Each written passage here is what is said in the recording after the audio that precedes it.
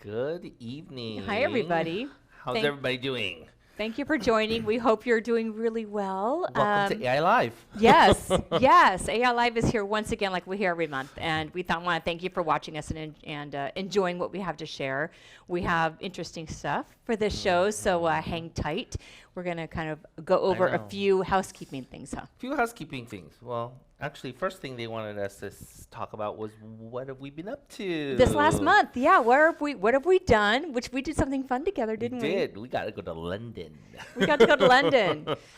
So yeah, Yes. we were asked to go to London. By Mint. We were there doing our talks for Mint Threads. So that was fun. It was neat. It was a master class. And we met so many providers from all over the world. I know. Everywhere. We met. Now I need to go around the world to travel. Now we're going to be going to Thailand for conference. ICAD. Now we're going we meet all these friends. Now we got to go to Europe. So yeah. So we had a lot of fun and we shopped. Yeah. Come on. Not just me. We both went shopping. But we had fun. Yeah. We had a lot of fun. We're beyond blessed. I know. We're beyond blessed. Yeah. Yeah. So it's really neat to And share then what we've learned. I'll be gone starting Sunday. Back to Peace out, London. people. That's not Vacation fair. time. I'll be working. I'll be here working. So DM her. If you have questions, DM No, Lori. he'll be on vacation. DM him. People DM me with questions for you. Really, he's approachable, you guys. Feel free to. He's lonely. DM him. All right. So what do we have, Lori? We have some courses coming up, We right? We do. On July 23rd, we have our biostimulants course. I know a lot of people have been asking about biostimulants. I think Lori and I believe it's kind of the future of aesthetics that you really, really need to get into. So we're going to be teaching about PLLA as well as CAHA, hyperdilute radius. So you'll get to inject both of them at the course. So if you're looking for a hands-on course, we have a few spots open still. I think there's only like four left. Open. So if you're interested in joining us for the biostimulants and getting hands-on, understanding kind of dilutions, kind of where we're placing these things, join us. Check out the website. And click on to register. Yeah. Yeah. Whole different way to inject these, different plane of tissue. It's really important that you know your planes and what these will do and how long they take to work. So it's totally different than fillers. So if you're we get a lot of DMs asking about biostimulants and things like this. So come on in. Come to California, sunny Southern California. And, while you're here, Disneyland is 15 minutes away. So come to Disneyland. Happiest place on earth, right? Right? I think so. All right. And then what else? Oh, the aesthetic show's coming up. July. We're going to bring the aesthetic immersion to the aesthetic show. Yes, we are. So if you guys can't and weren't able to make it and you guys want to join us at a conference, we're actually taking our foundations course to the aesthetic show. It's going to be the day before the conference, so it's going to be on July 7th. We have two levels. Level 1 is going to be really about the foundations, talking about toxins and fillers and really delving into that. And then level 2 is where we have a bunch of KOLs actually injecting different areas from temples through under eyes to jaw lines. So join us for the whole day if you can. Level 1 and level 2. It's going to be in Las Vegas. Who doesn't want to go there? Yeah, at the Wynn. It's beautiful. And level 2 actually will be the entire day. Yeah. So it's not just 2 to 5. You're there from 9 to 5, and you get to go to the whole thing. Yes. So it's pretty cool. Yeah, we have very interesting level 1 for you guys. So there's a lot of information, and you need to know that there's a 4-hour didactic that you need to go through and watch before you even get to the course. So people think level 1 is beginner. It's not really beginner. It's just all the foundations that you've probably never learned in your years of injecting that have to do with toxins and fillers. But the 4 hours before will give you a good precursor and a good primer for the course that we're going to be teaching. So try to come for the whole day, do level 1 and level 2. So you'll have everything from the didactic to us talking about toxins and fillers and facial anatomy, and then going on to the last half of the day where you're going to watch people inject different specific areas of the face. Yeah, and then we'll be at the booth. So if you do go to the aesthetic show this year, our booth number is going to be 515. So come by and say hi to us. You know, we're excited to meet all of you guys. And then for you guys that are part of our mentorship program, we have a party. Yeah, we're going to do like a little wine and cheese thing. Yeah. So Friday night, we're going to get together. So we'll let everybody in our mentorship program know about that so we can have it. We call it a romance and cheese. Somebody in our team says it's like a cheese and romance thing. But we're going to get together. We want all of you guys in our mentorship program to meet with us, and we want to hang out with you guys. Yeah. And of course, if you guys haven't joined our mentorship, we have 3 different levels: a starter level, an insider level, and then our founders level. It's our online library of things. We've been filming all day today. Yep, we have. We're approaching everything. We start off with toxins and fillers, and we're jumping into threads, and as you can see, we're jumping into business. So we're trying to make it an all-encompassing type of a library, and we just film things on energy-based devices, and so we're trying to make it a complete thing for everybody in the aesthetic field that want to learn. I think a lot of people that do these schools like hone it down to one section. We're trying to be broad about it. So if there's other topics you guys want us to talk about, and you guys are joined or are members of it, let us know. Yeah. Email us at learn@theaestheticimmersion.com. So email our team if you have any ideas of what you want to learn, and we can pull it into our didactic, and we can do some presentations on it, do modules on it.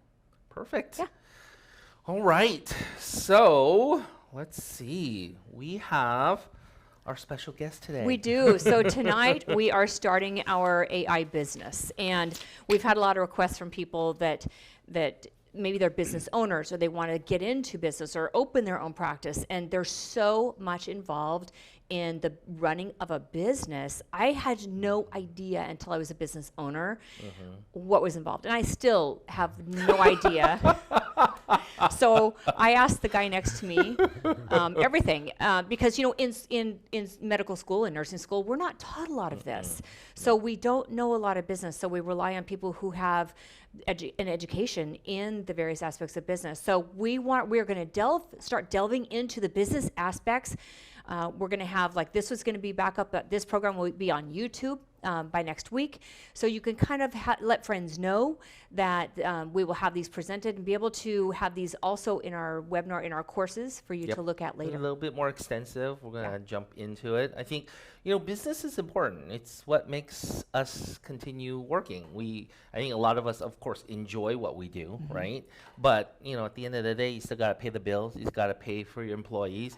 And at least make some money so you can enjoy your little vacations here and there. Like London. But, I think a lot of us as practitioners don't realize it. And I think it's important and prudent, even if you don't own a business, to help understand how wherever you are working, how your performance affects the business as a whole. Because if you're not helping the business become successful, unfortunately, that business may close, and you have to do your part to help the people continue to keep your doors open, right? Yeah, and I think it's important that everyone in the business, it could be employees on up to management, understand what it costs to run a business, because a lot of people don't understand that there are a lot of liabilities involved. You've got rent, you've got malpractice, you've got liability insurance, you've got heat, air conditioning, products, all these consumables, and a lot of maybe employees don't understand that a lot of the owners are making less money than they are, because we want this business to grow. So there's so many different variables involved, but we're going to be bringing Enoch Kwok in with us, who is a business guru, and we rely on him tremendously to help us in our business. Business guru. Well, thank you, everybody. We do. Thank you, guys. So Good to let's be on the have hot him seat. talk a Uh-oh. little bit about himself and how he got started. Sure. Well, as you can see, my last name, there's some familiarity there probably. And maybe looking at, it's like a spitting image of somebody here. Yeah, so Gideon, Dr. Kwok is my brother. And, the reality is that's how I got into business. It's something where I got into business as kind of like a initial family thing, I would say. It's something that I've been now, going back to my bio here, I think I hit the button there. I've been working with Skin Perfect now for nearly 16 years. I did start out as started out at the bottom, moved to the top, I guess, in some sense. I started out as a kind of like helping out at the front desk with kind of, again, the goal to move on into management in terms of an office manager position. And so, 16 years has gone by really quickly, really fast. COO of Skin Perfect Medical is obviously the aesthetic immersion I'm also part of. You haven't seen me before because I'm mostly behind the scenes. A lot of tech stuff, a lot of bean counting, as Lori puts it, too. I call him our bean counter. Lori calls me the bean counter, master I bean didn't know counter. you really remembered that. No, But yeah. I should change my title to Chief B. Chief Bean. Chief Bean. Chief bean counter. Chief Bean. Chief Chief bean. CBC, right? But your degree, go back, your degree is from Berkeley in. Yeah, I studied actually electrical engineering and computer science in Berkeley. It's almost 20 plus years ago, 2001. But yeah. I think that analytical component, Yeah. being so detail oriented, is really what's made you so good at what you're doing now. I guess, in electrical engineering and computer science, what you are doing and learning about is ones and zeros, right? Right. But it's counting. Yeah. It's killing 0 and 1. It's just, Right. you go this way, you go this way. So you're developing logic pathways for electrons to go across different components, right? Yeah. So that's really what electrical engineering is. Computer science is programming those electrical components to do certain things. And so arguably in business, I kind of come with a little bit more of a logical approach, and I know that's sometimes challenging for some providers. Emotional. Or emotional. Yes. Part of what I'm doing now and kind of how I started getting into, I guess, this talking part of business. I was invited as a GAIN business faculty speaker now. And if you follow with GAIN in Galderma, they have a great business course. We just had in early May, I was a speaker in LA, and I also spoke last year in Phoenix. I have something coming up in Atlanta in September, so I also be speaking at one of their events there too. But part of the GAIN business, they have this logo that they have, and their logo really is a brain. And it's basically a picture of the left brain and the right brain. And the right brain, of course, is the artsy side of the brain, right? It's the creative side. That's us. And a lot of providers end up they come from that area. They want to have this artistic side, this creative side to their practice. And but in any business, there is the left side that also needs to kind of come together to kind of complete that, I guess, the full circle or complete the brain. And that's where the numbers, the bean counting, the ones and zeros, the dollar signs, right? That's where I come into play. And that also, in my opinion, is equally important as Yes. well too. Probably more important. More important, Again, If you're not making money, you have you no help place. us survive. yeah. I mean, Yeah. again, someone has to be watching those beans, right? Yes. Someone has to be watching the bank account. We're just like, la la la, let's inject. Right? And, Yeah. Can I and- buy that machine? I want that machine. Right? He's like, no. Yeah, and again, a lot of people came into the business of aesthetics. Many providers enter the world of aesthetics for different reasons, right? A lot of them come in, the grind of the hospital environment. They're just, traditional healthcare, from what I've heard, is no longer the same as it once was. It's not.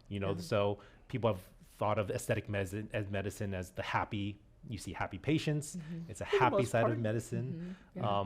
It's definitely very trendy and growing within the industry, Oh my right? gosh. Yes. It's definitely, we're seeing a lot of that. Everybody wants to get into aesthetics. Absolutely. And, this is what it's the mindset. Like it can be fun. It can be entertaining. It does provide a lot of the creative freedom, right? You don't For have to sure. deal with a lot of maybe some of the medical hierarchies and medical structures of like insurance and all these other, that type of stuffy bureaucracy Which management. makes me happy every day that I'm Yeah. not submitting a referral to the committee of high school seniors. Right? Yes. Right? I bet a No lot of offense to any high school seniors out there, but yeah. I bet absolutely. a lot of you guys experience the same thing, have gone through that journey in your healthcare, in your career, and have decided, you know what, maybe there is something here. There is something in aesthetic medicine that I want to practice. But the challenge is is when you get into this field, since there is no insurance to deal with, who's ultimately paying your bills? It's the customer. And when you think from that perspective, you're entering into a field of what I kind of term as retail medicine. Yes. There's a retail component of this part of medicine that you need to kind of think about from a retail business perspective. What does a retail do? Well, we're a retailer, we're selling a good, we're selling a product, right? We're selling it to a general marketplace. And the marketplace is, in a capitalist society, arguably, is something where you have to survive, you have to be the fittest, you have to be the most, I guess, economical, but you also have to be able to figure out how to grow and, I guess, as we were talking about earlier, pay your bills and make sure there's a little bit left over at the end of the day for yourself to do something with. Or if your aspirations do more, maybe grow a practice to more than one location. Or quite frankly, not even that. You just maybe want to have time to hire another provider, Right. so you can have time to have some time freedom. You know what I mean? And move on with other aspirations, right? And so when we were kind of thinking about AI business, right? There's several categories of people that we think can benefit from this. Again, as we've been running with Aesthetic Immersion for at least the online part for nearly 2 years now. And a lot of people ask a lot of business questions. What about this? What about this product? Do we carry this? Do you want to bring this technology on? Do you think this injectable is a good one to carry? There's a lot of decisions that need to be made. And part of it is also for me, as I kind of think about the business in general, is determining and kind of helping to define like where your goals are and what category do you fall into, right? And so these are kind of the three categories that I kind of have pinpointed that I think and I hope will benefit from AI business as we start talking more about really paying attention to, again, the number side of the aesthetic medicine. An employee, right? You're employed or contracted in an aesthetic practice. I think you will benefit from something like this because, as Gideon mentioned earlier, you want to be a part of something. If you're just an employee and you're not really having any aspirations to really own your own practice right now, right? But you're at a practice. Us as managers and as business owners, we would definitely love it if all of our provider employees paid attention to their numbers, right? Paid attention to their sales, paid attention to the revenue. What are they selling? Do they have targeted conversations during their times with the patients, right? Or are they just kind of just chit-chatting about random stuff? And again, there's a time and a place for everything, right? But if you are an employee or you're a contract working for somewhere, and you are bringing that financial intelligence, right? The idea of, okay, I know what I'm doing. I know I'm paying attention to my number. I'm really thinking about not just, well, I'm just here to, do one syringe per se. I'm not here to just do one area of Dysport and then my patient's happy and it's fine. But if you're bringing the idea of, well, maybe we can talk to them and educate them and provide that opportunity to potentially upsell them on some additional services or cross-sell them on different types of, cross-sell. For example, if your injections, cross-selling them into facials, selling into skincare products. But if you as an employee are aware of that, an employer will definitely highly value that. And more importantly, potentially provide other maybe financial incentives too, that you can then grow your career and grow your income in that way as well too, right? You're currently working in aesthetics, but you have a dream of owning a practice. I think AI business potentially will help you with that too, because we're going to start teaching about some fundamentals. We're going to start with kind of like some top line, what I'm kind of coining to be like the 4 Ps, some top line concepts of things you need to pay attention to. And so hopefully along this journey with learning with us, as we're going to be teaching and quite frankly, peeking behind the window, peeking behind, what is that, the term? Peeking behind the curtain behind Skin Perfect Medical. Skin Perfect Medical right now, we're in business for 17 years. We currently have about 8 locations here in Southern California. And we also have about 100 plus employees. Yeah. A lot of mouths to feed. Yes. Yeah. Yes. A lot of responsibility.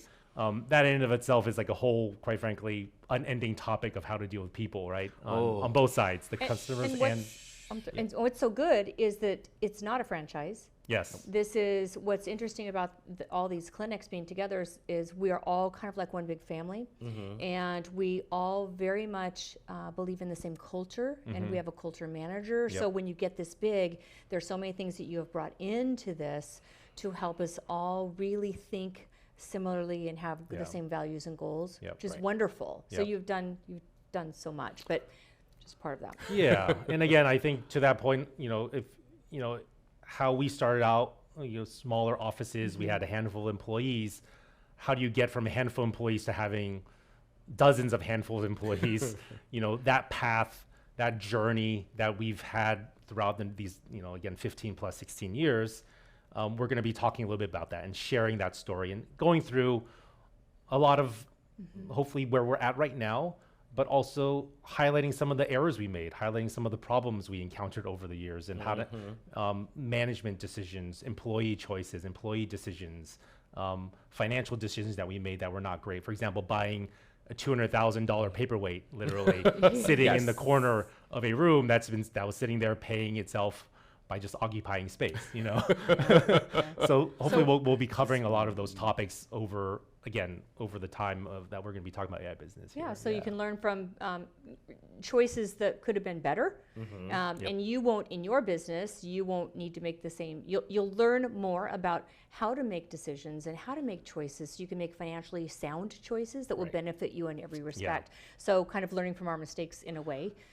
But we're so willing to share that with you to help you grow your business that we think this learning through our business courses and our business information that we want to offer, this is going to be very, very profound and very needed. Yeah, again, I think it's something where if you can learn from somebody that's been there, what you're going to learn not only is how to succeed, but quite frankly, all the mistakes they've made along the way and how to do a better job, right? How to maybe avoid some of them. Quite frankly, you're going to make some mistakes, and we learn our biggest lessons from those mistakes. And I think we sometimes make the biggest leaps in our business when we made a huge mistake. We're like, oh, we can't do that ever again. But ultimately, as business owners, and hopefully what we want at Aesthetic Immersion really has been to share a lot of our knowledge, a lot of our experience. I think Gideon and Laura, you can, again, for those that have followed them for a long time, the fact of what they're willing to talk about and share is a little bit different than what other people are willing out there in the industry too. And I think on the business side, that's kind of we're coming from that same mindset. We're coming from that mindset of, hey, we want to peel back the curtain, whatever it is. It's a big machine, but we can break it down into components to start maybe sharing a little bit how to build that machine. If that is your goal. Yeah, kind of putting pride aside. Yep. Putting pride aside and just being, I think that's how we are. It's like we are unfiltered, and we're gonna share whatever we have learned and whatever we think is really valuable for you guys. And in the business aspect, that's exactly how we feel. We're gonna share what we've learned, good and bad. And like I said, unfiltered. We want to make sure that you guys do the best you can do in your businesses. Yeah, absolutely. Again, for AI business, if you currently are an aesthetic business owner, maybe you're a solo provider operating out of a studio. We're hopefully be also talking about ideas on profitability. Like, what do you need to do if you want to move from a studio into maybe a more full-size clinic? Maybe you're, again, an injection studio that all you carry is fillers, but maybe I need to add and want to be full-service med spa to generate really, really high margins on laser technology or other equipment that can be used to provide a better treatment outcomes for your patients. We're going to be talking about that as well too. Again, as aesthetic business owners, there's varying ranges of what that looks like. Again, solopreneurs, solo injectors.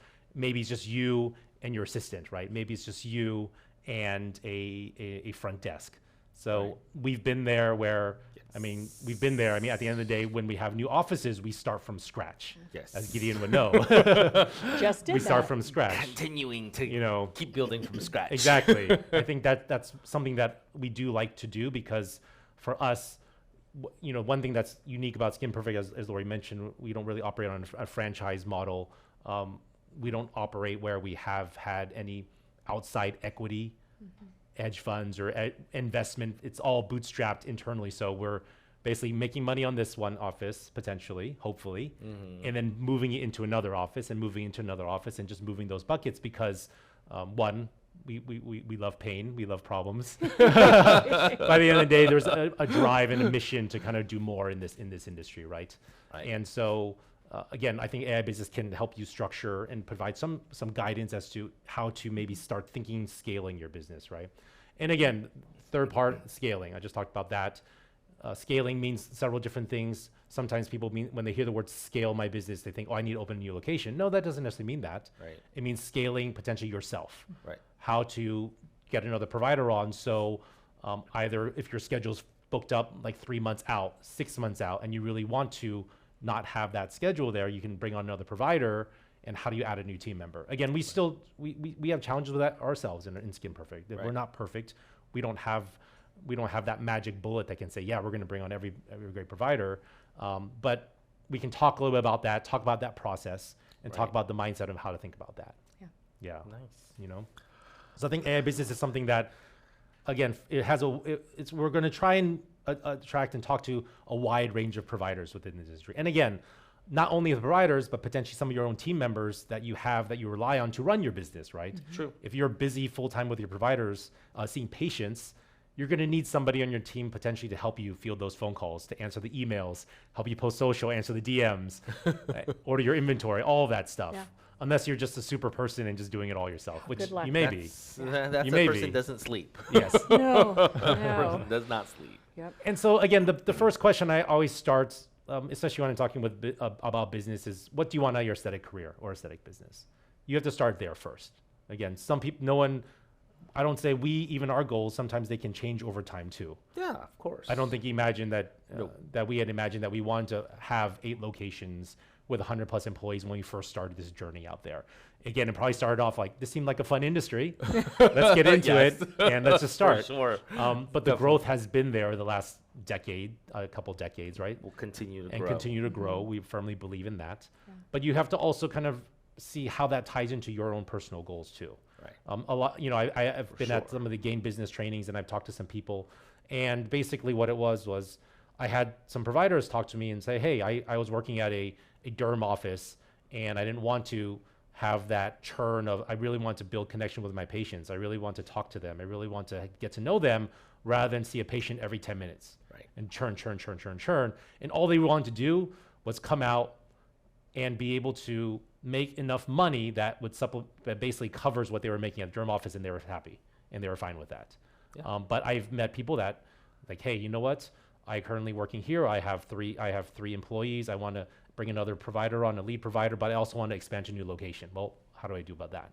Again, you have to identify your own goals first, Right. and then the information we're going to be sharing hopefully then correlates to that. Right. And I think it's long-term and short-term goals. Yes. Like having an idea of what you want to be in maybe a year or 2 years in a stepwise thing, but then also have a pathway long-term understanding where you may want to end up. That can definitely shift Yep. as you get into it, but I think you have to have that short-term, long-term goal Yep. so that you understand how you want to navigate the waters. Because, there, as you said, there are a lot of people out there that, may just want to have a small clinic and they're happy with that. And then there are other ones that don't realize, they look at the grass is greener, but they're really not business savvy. They really don't need to do that. And they need to evaluate, do they really want to take on a business or just to work with somebody who, work for somebody and continue growing somehow within that business. Yeah. There's always opportunities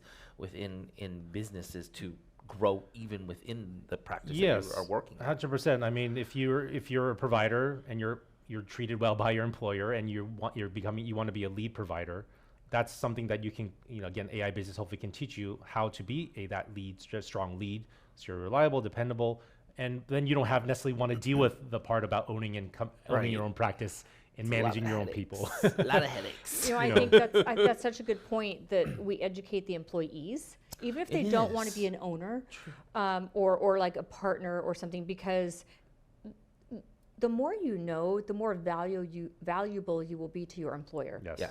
And I think having knowledge of business, having knowledge of cost of goods, of consumables, being aware of that only makes you more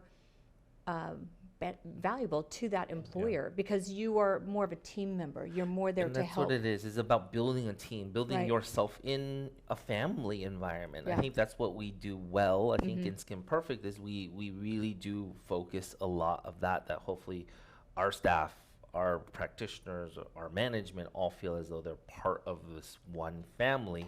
Because at the end of the day, we spend a third of gazillion your life. hours Yeah. A third of your day is with your in team. the I think I'm clinic. with you if more not than more. my husband. But I think that's why our AI business, I think, can help every level of employee and provider at a clinic. Yes. Because it just gives people business knowledge that many times we haven't received. Correct. And again, a lot of times with providers, and again, we've learned, we're here now 16 years later, we can tell you early on, it wasn't something we really paid attention to. Sometimes it's like, well, we just need a provider to learn how to inject toxin, right? We just need a provider to learn how to get dermal filler. We need a provider to learn how to operate a laser and obviously provide a great treatment, safety, all that. But it wasn't until later when we started really starting to grow and thinking, well, we need to get more people involved in that growth. It can't just be coming from Gideon. It can't just be coming from Lori. It has to come from other team members. Well, we need to get that buy-in from the rest of our team. And then you need to provide that education. You need to provide that knowledge and that know-how. And again, this is something with AI business, you can learn some things to yourself. And maybe you are a lead in a practice. Then these are things that you can maybe take back and teach your other team members as well too. Our objectives, at least how I see it, is our goal is to try and teach you what do you need to know to be a successful aesthetic provider?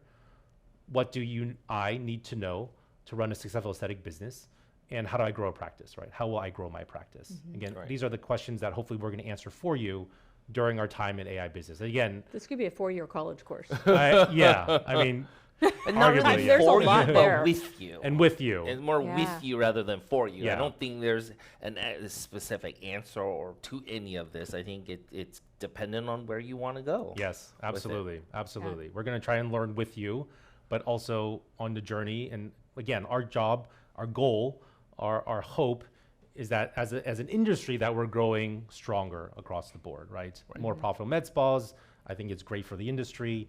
It reaches out to more clientele, and they're happier clientele, and it's just going to be better off for all of us in our Yeah, business. I mean, I think right now we're still in the early stages of the growth of the med spa industry, and I think the more people are doing more successful practices, from building a good practice to good providers who are getting good injection techniques and getting very less complication rates, it elevates the whole industry, that the industry gets recognized. I think we've had a step back when I was 18 years ago when I started. It was more of the faux pas of getting Botox, the faux pas of getting fillers. And we'll fast forward now, I think people are getting a little bit more comfortable getting these things done. And so, I think we're on the right pathway to help the industry grow. And I think creating the right businesses that the industry continues to grow properly is important. Yeah, I think AI business, we want to help you succeed. We don't want you to go and open a business and not be prepared with the information that you need. I was messaged by a nice person recently who had invested all of her life savings and retirement into a new business and opened up a new business without one patient, and said that she's losing everything because she only has one patient a week and she can't afford to stay open, and it's her entire retirement. And my question is, how long have you been injecting? What did you do? What research did you do? How did you? And I didn't get quite the whole story, but I feel really bad. And I think these people might really benefit before you make that leap, before you open a clinic. Become more business savvy and learned more about it. Like, what can I do to be successful? And I think that's where AI business can come in to help these people. And even on that growth path, Laura, you mentioned, you're a provider, and at the end of the day, the hope isn't necessarily that you're the only person doing every single thing in your business either too. Hopefully you're not treating during 8 patients or seeing 8 patients during the day, and at nighttime crunching your numbers and then looking at this and evaluating Hopefully also as part of this process, we're going to be talking a little bit about how to also delegate some of that and learn when to delegate. Again, we've all been there when we're small businesses. The hardest thing, though, as practitioners in medicine, we're a little OCD, obsessive, control freaks a little bit, because that's part of what we do. We take care of patients, and we need to see it through. And I think that is great in medicine, but sometimes in business, it's a detriment. Because you don't know when to give up the reins. I think that's a big lesson learned. And quite frankly, that's a realization that didn't happen overnight. It's many years, and even then, we're not all perfect in that regards too. But it's something that as a small business owner, you have to have a mental mindset. You have to have mental toughness. You have to want to succeed. Obviously, you want to be in the best situation, set up for success, right? And I think with AI business, our goal is to hopefully provide a little bit of that information to set up. and to get you on that start on that path.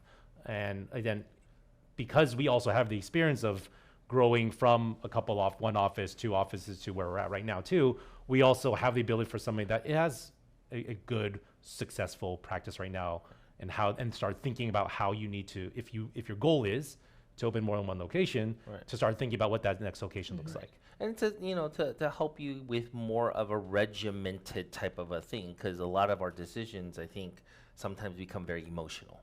And when you're stuck doing things emotionally, you're very reactive. And the whole goal, hopefully, is to create a nice, not only say a prescription, but a nice outline of stepwise how you could potentially grow, how you could potentially move along in the successfulness of your career. Yeah, absolutely. And so these are kind of the 4 Ps. This is where I talk to my management team about, and these are the 4 topics that, quite frankly, as I mentioned, these are the whole overarching things of when I think about of building a business and starting a business. The 4 Ps here: the profit, the product, the process, and the people, right? And so again, as I'm covering some of these topics here, if you have any questions, definitely type them in. Let us know, and we'll try and see how many questions we can get answered, especially if it's specific to your situation. And we're going to try and answer some of those and maybe help you guys out, especially if you're currently struggling some things right now. But these are the big 4 topics, right? And from these 4 overarching topics, then the tree expands down to a lot of different things, right? Right. Profitability, and these all tie in together. A product that you want to bring on board. How is it profitable? What is the process you need to bring that product to make it profitable? And then who are the people that you're going to put behind that process to bring that product to profitability? Right. All the pieces tying together in many which ways. Very true. And so, the profit and profit by far for me is the number one thing. That's why you're getting business, right? At the end of the day, you need to have a profit. And again, your profit could just end up becoming your base salary, your salary in terms of what you're making, and that's perfectly great. That's perfectly understandable. But say you have a goal that you want to open a larger location. Well, you need to make profit to have that money to invest in the new location, right? To do a build out, quite frankly. How much does it cost to build out a new facility? How much do you charge? How much do you plan to do that per square foot? And what's your timeline like that too? I mean, those are things we've all been through. And we'll see. Again, there's going to be a certain section of people that participate with us that it's going to be a small percentage that really want to maybe expand their business in that capacity. I think a big part of our group here probably is like solo providers. They're kind of out there facing it, figuring out, and hopefully we're going to be that support system for you too. Yeah. Again, profitability, right? Speaking on that topic of how much profit I'm making from a product, right? We talk about certain things like gross margins, profit margins, and net profitability, gross profitability. We're going to talk about budgeting, right? How do you look at a budget? What are the things you need to kind of pay attention to when there's many other things you need to pay attention to just as a provider too? We're going to try and speed that up, maybe make that concise so we can give you to prioritize what your energy is on, prioritize what your focus is on. Sure. But at the end of the day, we need to calculate out your profit, and profit ties into what products you're selling, how much you're selling it for, the way in which you're selling it to. Like, are you selling it as one syringe at a time, one area of product? Are you selling it as per cc? Like, how does that impact the way you're going to be profitable, generating your money, generating your revenue, right? A lot of times when we've purchased equipment in the past, and you guys will all encounter this at some point in time with the salespeople, right? They're going to come knocking on your door. They're going to come rolling in their shiny new machine. They're going to bring in their white papers. They're going to bring in their before after photos and be like, hey, you can make X amount, you can make $50,000 this month, or in 6 months time, you're going to pay back your unit. But they've based off this ideal situation of calculating, hey, I have 6 patients a day, paying you X number of dollars per this treatment. And lo and behold, once you get that machine on board, once you actually purchase that unit, not to say all salespeople are bad, but you end up finding that they disappear from your phone. The whole motto is if you want to get rid of a device salesman, you buy their equipment. And then they're like crickets. Not all of them, but that's like that's our motto. But yeah, like sometimes they're gone. Yeah, so maybe, we probably will think about a course like, how do you evaluate what energy device to buy? what's the reality versus what's the ideal, right? Well, can you sell 10 patients a day on a endless technology? Probably not. But how many patients do you need to sell at what price point in order to at least one, break even on a monthly basis, right? How can you pay your lease or your loan that you borrow the money for that? Personally, me from a business perspective, I would never encourage you to pay a piece of equipment upfront. It's upfront. That's just my business philosophy. I'd rather figure out how to get a loan for that, find a 5-year lease for that, so you can, again, amortize it over time, make those payments, and get that depreciation too. But more importantly, not tying up your cash in a piece of equipment that may not generate that much cash for you on a month-to-month basis. Right. You know what I mean? That cash potentially could be allocated for something else, like marketing, right? Put it into a marketing budget that could potentially drive in new patients. And so we're going to be kind of going in a little bit of profit talk there. Products, of course, again, if you're following Gideon and Lori in Aesthetic Immersion, we're talking a lot about different types of fillers and education on how to perform those treatments. But we're going to talk about the profitability of the product, which products on the market are arguably more profitable than others. And the good thing about AI from us is we have the ability to be unfiltered. We have the ability to, we play in the pool of the same vendors for the most part in the US. One of the good things about the US is it's limited portfolio, so there's less confusion. But one of the challenges in this market too is there are only so many players. So how do you deal with those players? I mean, how are you negotiating with your players on that product, with those vendors on the product, right? Because if you can save $10, $15, $20 on that one syringe, that only adds to your profitability. But how do you get there? How do you do that? A lot of times we're only ordering when we're smaller. And again, we get it. You have limited budget, you have limited cash. I can only buy this much product, but you're not going to get the best deal. And that affects your profitability, right? So we're going to, again, maybe highlight a little bit on that and talk about how potentially to get to saving money on the side to invest. And invest doesn't necessarily mean expanding. Invest means maybe I wanted this next month or next quarter, spend this extra $2,000, $3,000 that I've saved up to buy a bulk order of product that I can maybe make a deal on. And I make that deal, then I'm going to make an extra $1,000 from that $2,000 investment. And that's how you start thinking about really maximizing. Parlay. Maximize your profitability. Yeah, and it's important for people to know, both employees and employers, to know that, like, when we look at this, we look at, they're called consumables. And we look at what's the cost of our consumable and what are we charging for it? And then we see everybody run sales all the time. So how much can I discount something and still make a profit margin on it? Because it's not just the product. It's the room, it's the liability, it's the employee fee, it's the disability, it's the Social Security. It's, there's so many other costs involved in products and treatments that sometimes people don't think about. So in this AI business, we'll be kind of going through a lot of that, which I think is going to be really beneficial. Profit margins, right? As Lori mentioned, just talked about, just throwing out there a quick KPI, right? What should you be looking for in a product? Tell them what a KPI is. A key performance indicator, right? Basically is numbers that you kind of want to pay attention to over time. And these are the key numbers for your business that hopefully lead you to provide better performance. So these are the numbers that you're measuring. These are the numbers that you are calculating and comparing from month to month, quarter to quarter, year to year. And so, a KPI is a gross margin, is a profit margin. How much money am I making from this product? So for example, if you're buying a syringe of filler, it costs you $250, but you're selling it for $800, that's great. You have a certain profit margin there. But if you're only selling it for $500, if you're selling it for $400, well, then your profit margin's decreased, right? And so those are the things we're going to start talking about that. And then a lot of the other P kind of moving forward is the process, right? Processes become very important in a business because processes are things that you rely on to just run and to flow. Like, what's the process of checking in a patient, right? What's the process of scheduling a patient? What's the process of, again, even just thinking about product purchasing?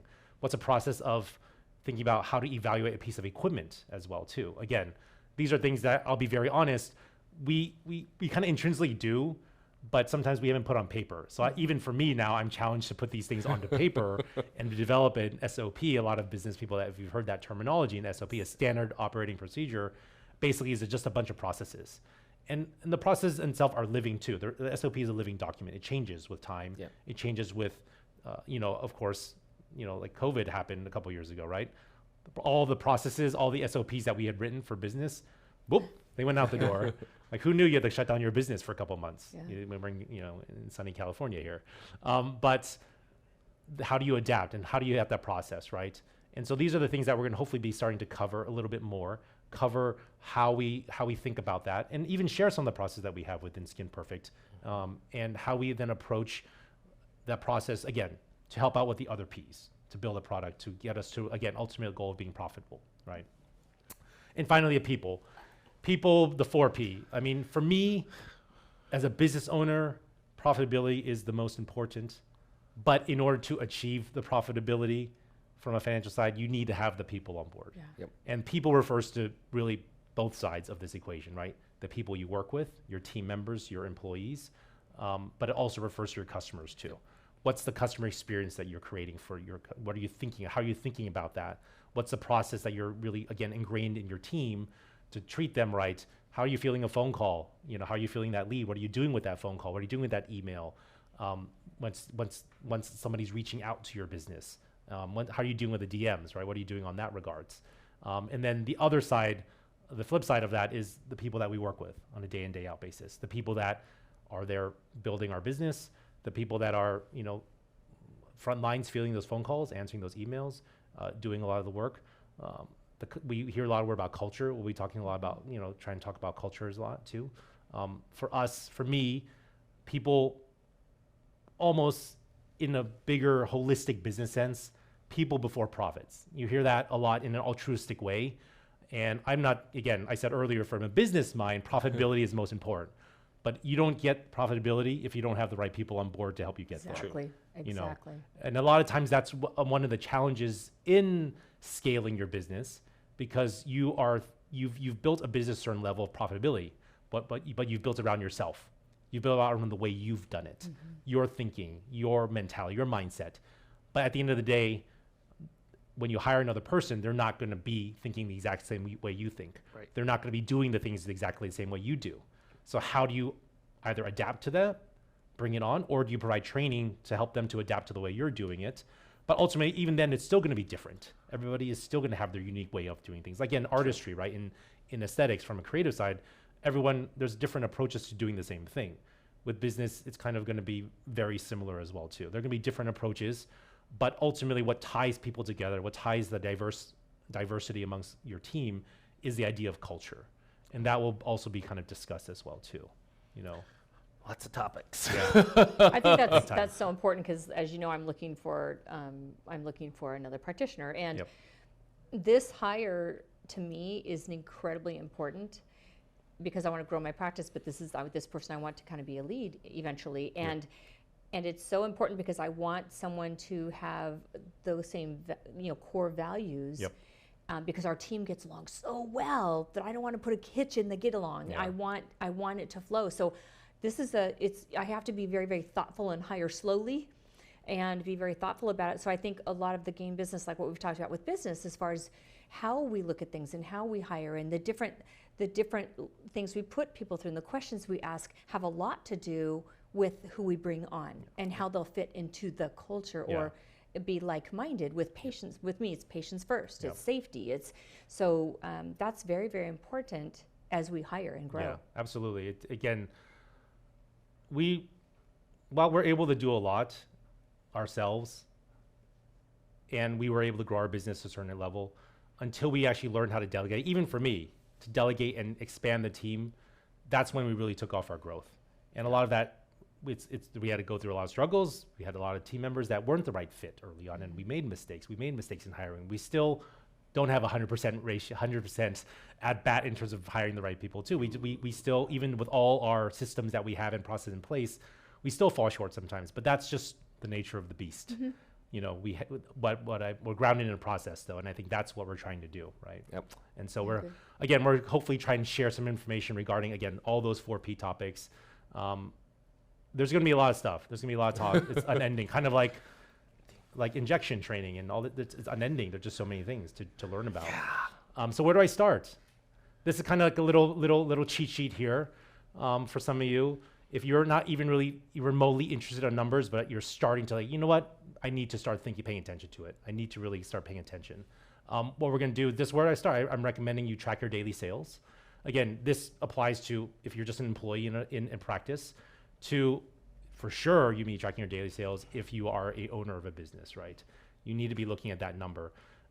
I would say if you want to take it a step further, identify what you've sold, because that starts giving you an idea of a distribution of what your clientele is, where your demographic is.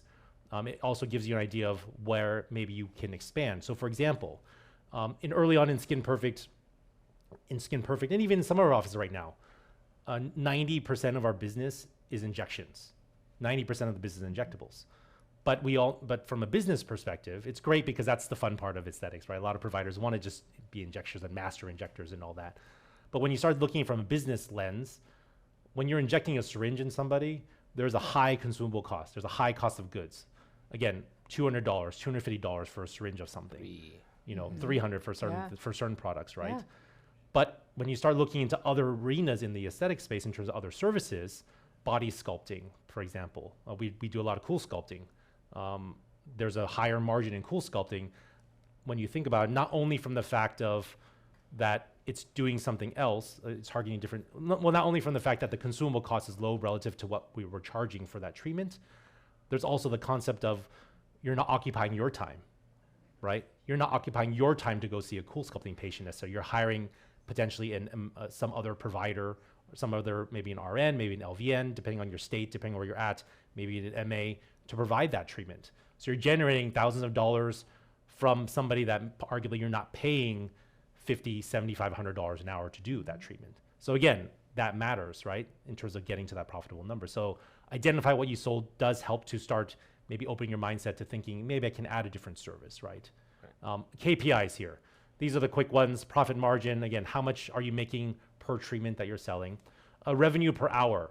These are this one actually is a newer one. We used to kind of track more ticket sales, but revenue per hour starts to really matter when you start thinking about, on the next line, your fixed expenses per hour, right? How much money are you spending just from not even opening the lights on, just literally just walk in the door, you have no patients that day, you burn money. Yeah. How much are you spending? I mean, just as an example from Skin Perfect, one of our offices has an annual payroll about $2 million, a $2 million payroll annually. So if you think about from a numbers perspective per hour, how do I get that number? Well, roughly you want to divide by 2,000. There are 2,000 hours in a year of standard business operating. Again, that's kind of 5 days a week, 4 weeks a month. So about 2,000 hours. So if you can think with a $2 million payroll divided by 2,000 hours a year, we need to basically be where our fixed expense just on payroll alone is $1,000 an hour. So if in a given day in that office, if we're not doing $8,000 just from sales from that day, we're literally losing money just on the payroll alone.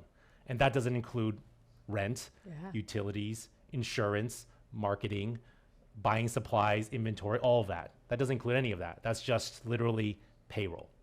And so once this is a KPI that you should figure out how much that costs. How much does your rent cost? How much your insurance cost? And these are things that we're thinking about developing for AI business, really this workshop stuff. Monthly revenue, compare that. And then a key KPI really is consults per month. How many new consults are you getting per month? And there's other various KPIs on that consult per month. So these are some of the things that, where do I start? Where to start thinking about some things that we're going to be hopefully covering over this next, as you join us here. There's no next limited time. There's just so much stuff here. This is kind of what we're going to hopefully learn from aesthetic immersion as a whole, right? Grow your practice through continued aesthetic education, AI training and mentorship with Gideon Lori, and then kind of financial and operational education, AI business coming soon. This is kind of what we're hoping to kind of develop and build for you guys out there. Again, trying to be this holistic, unfiltered, just real information that we can share with you from our experience. I think the cool thing is we're considering doing more workshops for the AI business, which I think is amazing idea. You grab your numbers, you sit down during this workshop and you're crunching your own numbers so that you understand really what you're doing. I think watching people talk about it is one thing, but if you're actually sitting there doing it yourself with someone guiding you on how to do it, that's where you really it hits you hard. I think it means something. It becomes more real. Yes. When you bring your own business numbers, you're bringing your gross, you're bringing all your consumables, you're bringing your numbers to the course and the meetings, and you are crunching. You've got little sections to fill in, and you're figuring out what's going on with your business. Where is it? Where am I losing profits? Where can I make more? Do I need more employees to make more per hour? Whatever it might be, but it's going to help you evaluate your business very, very clearly. Yeah, we feel, again, I don't know if there are any questions here. I don't know if we have time, but a few questions. But Oh gosh, we talked about AI business, and again, we're going to be thinking from a different angle. Really, you guys are providers, right? You're busy with patients and learning about how to inject and all that stuff, and super important. Obviously, that's what drives the revenue.